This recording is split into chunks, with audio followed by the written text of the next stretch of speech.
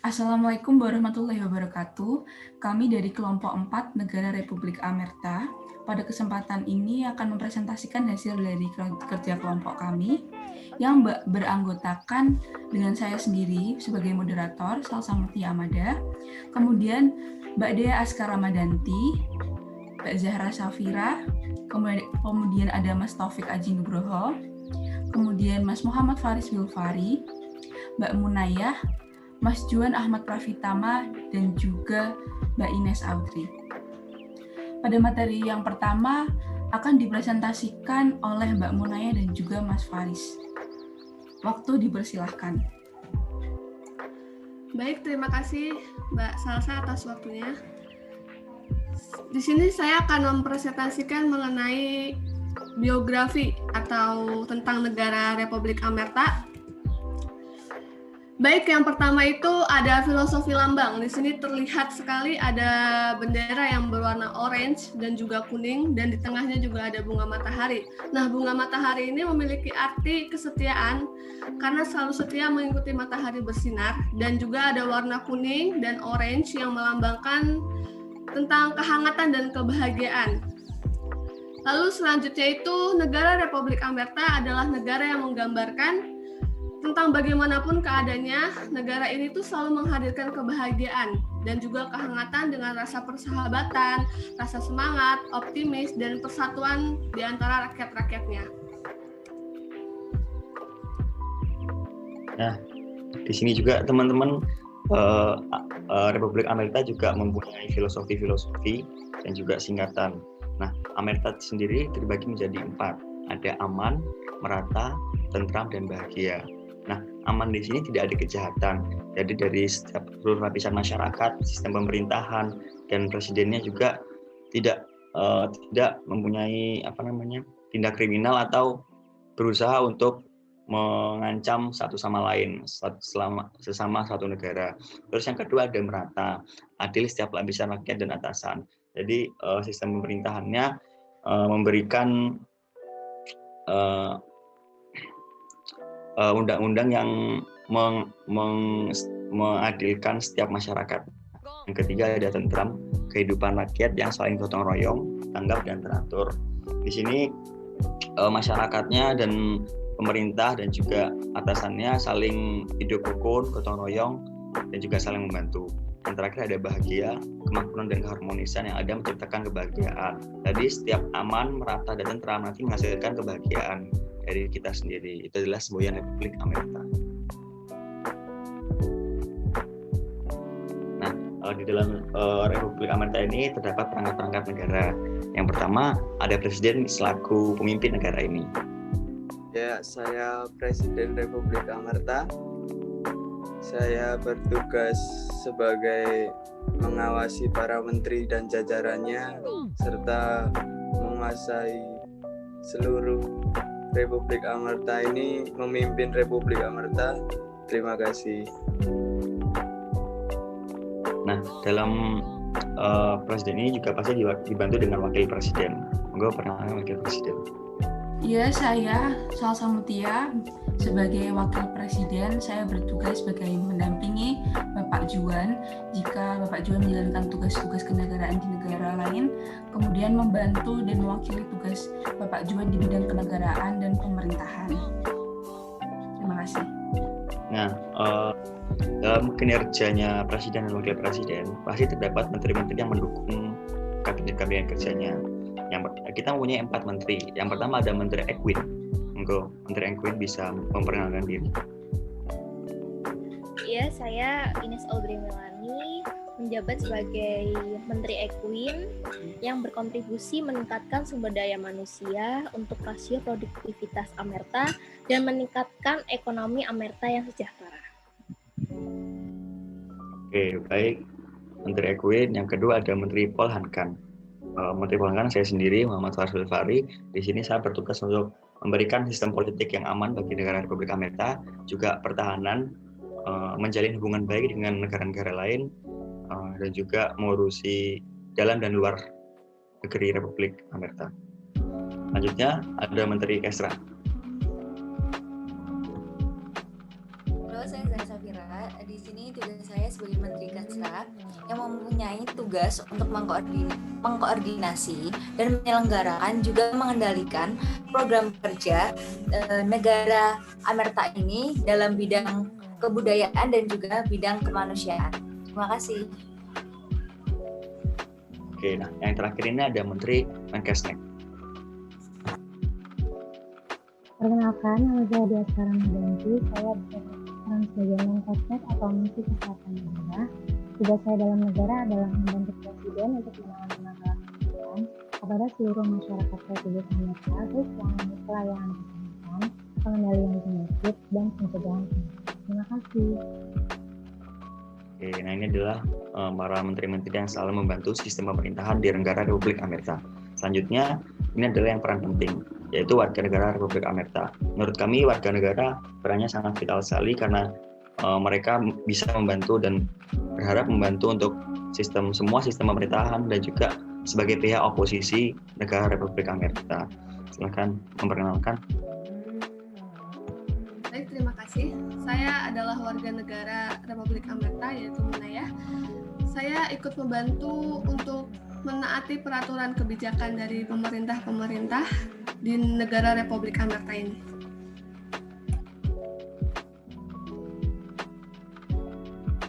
Yang kedua ada Taufik Hajidukroho.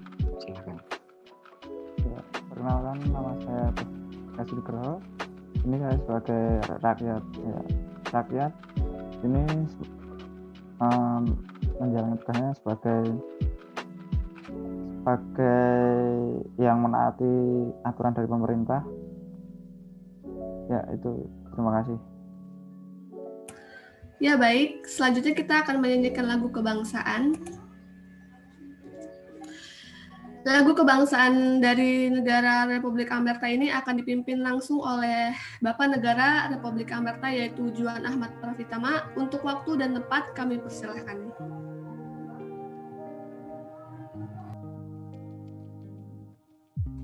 Ya, mari kita menyanyikan lagu kebangsaan Republik Amerta. 3, 2, 1. Jadilah negaraku bernegara dengan aman, demi terjaganya rakyat. Kita pasti tetap menyala. Jangan pernah kita menyerah. Kemenangan di depan mata. Ayo maju, jadilah negaraku. Terima kasih.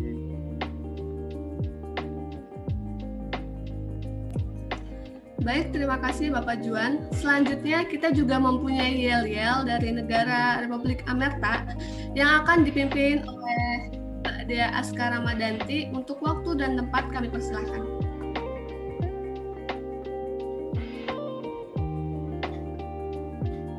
Adakah Amerta di hatimu?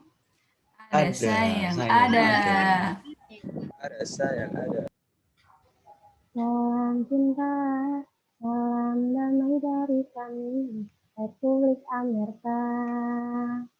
Salam cinta, salam damai dari kami, Republik Amerta. Kami Republik Amerta, aman, merata, tentram, dan juga bahagia. Sambil kecil gaya kami, mungkin banyak yang benci, tapi kita peduli. Lirik-lirik, jangan melirik, lama-lama jadi tertarik. Hoi. Lirik-lirik, jangan melirik, lama-lama jadi tertarik. Hoi. Republik Amerta. Jaya. Terima kasih. Baik, terima kasih. Selanjutnya saya kembalikan kepada Mbak Salsa sebagai moderator untuk melanjutkan presentasi selanjutnya. Selanjutnya, materi selanjutnya akan disampaikan lagi oleh Mbak Munayah dan juga Mas Faris mengenai tokoh filsafat yaitu Jürgen Habermas. Waktu dipersilahkan kembali.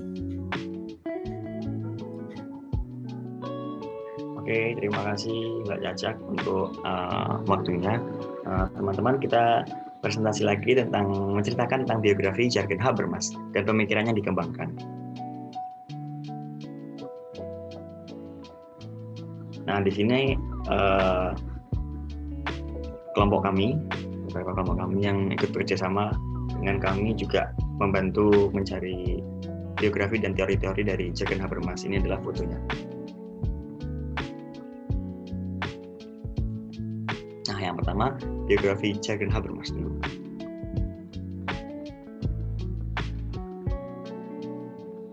Nah, Jürgen Habermas ini adalah seorang tokoh filsuf dan dia seorang sosiolog yang terkenal. Dia lahir pada tanggal 18 Juni 1927 di sebuah kota kecil yang bernama kota Düsseldorf di Jerman. Nah, riwayat pendidikannya adalah pada tahun 1946 hingga tahun 1954, Jürgen melanjutkan studinya di Universitas Göttingen. Selanjutnya pada tahun 1956, ia bergabung dengan Institut für Sozialsucht atau Institut Penelitian Sosial di Frankfurt dan menjadi asisten Theodor W. Adorno. Nah, jadi dia setelah universitas dia bergabung dalam Institut Penelitian itu. Selanjutnya ada ketekunan dalam berfilsafat, mengatakan dia diangkat menjadi profesor filsafat di Heidelberg. Pada tahun 1964, dia kembali ke Universitas Frankfurt karena diangkat sebagai profesor sosiologi dan filsafat. Saat setelah tiba di Frankfurt, dia kemudian terpilih menjadi pengganti dari seniornya, Max, direktur Institut für Sozialsucht. Jadi dia setelah universitas di sana di Frankfurt, dia melanjutkan lagi sebagai diangkat menjadi profesor sosiologi dan filsafat. Teori-teorinya sangat terkenal dan juga dia digantikan seniornya yaitu dari Max Horkheimer sebagai direktur Institut für Sozialsucht.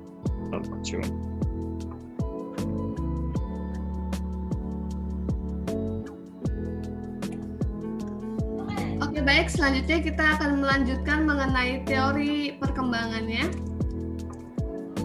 yaitu pemikiran Habermas ini tentang teori kritis dirumuskan sebagai sebuah filsafat empiris sejarah dengan maksud praktis. Nah, gagasan tentang teori ini tuh bersumber dari tradisi filsafat Jerman. Dari pemikiran sosial Frankfurt ini membuat refleksi teori kritis yang mengenai masyarakat yang saat itu mengalami kurangnya komunikasi dua arah karena adanya peraturan-peraturan pasca industri dan konsep tentang rasionalitas yang ikut membentuk dan mempengaruhi tindakan masyarakatnya. Nah, Habermas ini juga merumuskan tentang teori kritis. Teori kritis menurut Habermas ini secara khusus memperbaharui teori kritis madhab Frankfurt, yaitu yang dibentuk oleh senior-seniornya dulu saat ia bersekolah, yang saat itu teori itu tuh mengalami jalan buntu. Nah, teori kritis juga mampu membongkar kedok rasionalitas pencerahan yang disebut mengenai rasionalitas instrumental yang gagal untuk mencapai tujuan emansipatifnya, yaitu membebaskan manusia dari perbudakan serta membangun kehidupan masyarakat independen yang bebas untuk mengatur kehidupan sosialnya sendiri. Jadi karena dulu kurang adanya komunikasi dua arah, karena adanya peraturan dan kekuasaan pasca industri, jadi kurang bebasnya masyarakat itu untuk menjalani sosial dalam kehidupannya. Jadi itu kemudian Habermas memperbaharui teori ini dengan konsep paradigma komunikasi. Nah, Jürgen ini menjelaskan mengenai teori kritis adalah suatu metodologi yang berdiri dalam ketegangan komunikasi dua arah antara ilmu pengetahuan dan filsafat. Dan Jürgen ini dikenal dengan teorinya yaitu The Theory of Communicative Action, yang sering digunakan untuk menganalisis interaksi sosial melalui pemisah dua interaksi, yaitu interaksi berdasarkan kebutuhan sosial, di mana interaksi sosial dalam konsep ini adalah aktivitas sosial yang dilakukan tanpa adanya unsur keterpaksaan dan terjadi dalam suasana communicative action, dan di interaksi yang dipengaruhi oleh mekanisme sistem. Nah, interaksi sosial ini juga dilakukan dalam konsep yaitu aktivitas sosial yang dilakukan karena adanya unsur keterpaksaan terjadi tidak dalam communicative action karena dipengaruhi oleh steering media yaitu media money dan media power. Ya, seperti yang sudah saya jelaskan, karena teori kritis yang telah dibahas oleh seniornya itu tidak adanya kebebasan untuk kebutuhan sosial masyarakatnya karena adanya media money dan media power, yaitu peraturan-peraturan yang ada pasca industri itu. Makanya si Jürgen Habermas ini memperbaharui teorinya dengan teori kritis, yaitu theory of communicative action.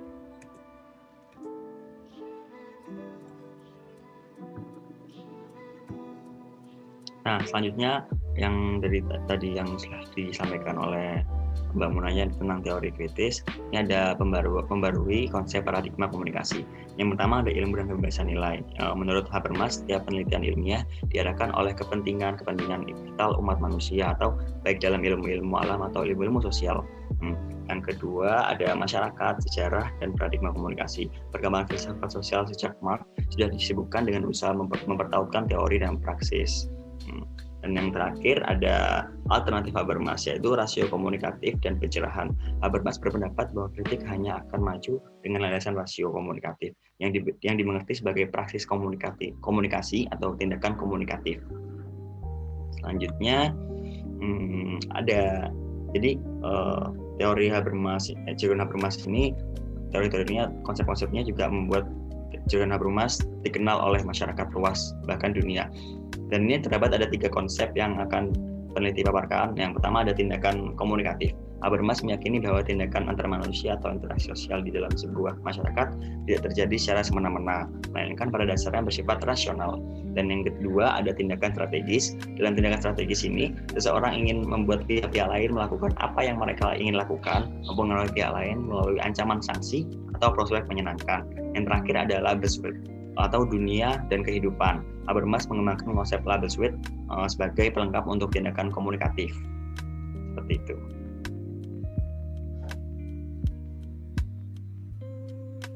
Oke, terima kasih teman-teman. Selanjutnya kami lempar kepada moderator. Terima kasih penyampaian materinya terhadap Mbak Munaya dan juga Mas Faris. Demikian pula presentasi dari kelompok kami. Semoga bermanfaat. Jika ada kekurangan atau kesalahan kata, kami mohon maaf. Sekian, terima kasih. Wassalamualaikum warahmatullahi wabarakatuh. Waalaikumsalam warahmatullahi wabarakatuh.